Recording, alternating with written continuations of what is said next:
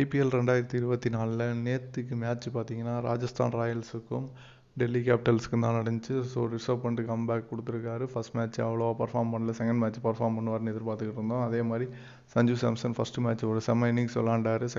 ரெண்டாவது மேட்ச்லையும் கண்டினியூ பண்ணுவார்னு எதிர்பார்த்தோம். பட் ரெண்டுமே நடக்கல.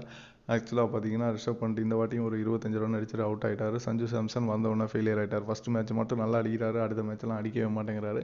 ஸோ நேற்று மேட்ச்சில் என்ன ஆச்சு அப்படின்னு பார்ப்போம்.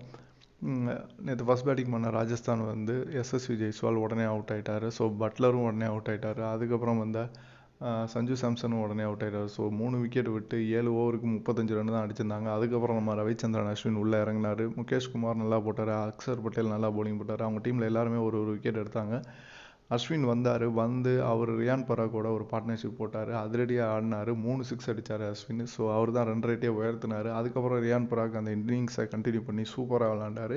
முன்னாடிலாம் வந்துட்டு சீனை போட்டுட்டு அவுட் ஆகிட்டு போயிட்டே இருப்பார். இப்போ ரொம்ப நல்லா மெச்சூர்டாக விளாட்றாரு. 2 மேட்சுமே நல்ல இன்னிங்ஸ் விளாண்டுருக்காரு. இப்போ நேற்று மேட்ச்சில் பார்த்தீங்கன்னா 45 பாலில் 84 ரன் அடித்து நாட் அவுட்டாக இருந்தார். ஸோ கடைசி வரைக்கும் இன்னிங்ஸ் எடுத்துகிட்டு போனார். நோக்கியாவெல்லாம் 6 அடிக்கிறாங்கன்னா பெரிய விஷயம்.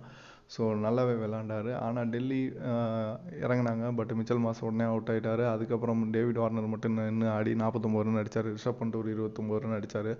அதுக்கப்புறம் வேறு யாருமே அடிக்கலை. ஸ்டப்ஸ் கடைசியில் வந்து ஒரு குயிக் நாக் ஒன்று விளாண்டார். 40 ரன் அடித்தார். இருந்தாலும் கடைசி ஒரு ஆவேஸ் கான் சூப்பராக போட்டார் அப்படின்னு தான் சொல்லணும். ஏன்னா இப்போ ஒரு 10 ரன் இருக்கும்போது அவர் 4 ரன் தான் கொடுத்து டிஃபெண்ட் பண்ணார். செமையாக பவுலிங் போட்டார். ஃபஸ்ட்டு மேட்ச்லேயுமே செமையாக பவுலிங் போட்டிருந்தார். ஸோ சந்தீப் சர்மா அண்டு ஆவேஷ் கான் 2 பேருமே சூப்பராக பவுலிங் போட்டு நேற்று 13 ரன் வித்தியாசத்தில் ராஜஸ்தான் ஜெயிச்சிச்சு. ஸோ 186 அடித்து 173 தான் 73க்கே டெல்லியை சுட்டிட்டாங்க. Subscribe to the channel. Thank you.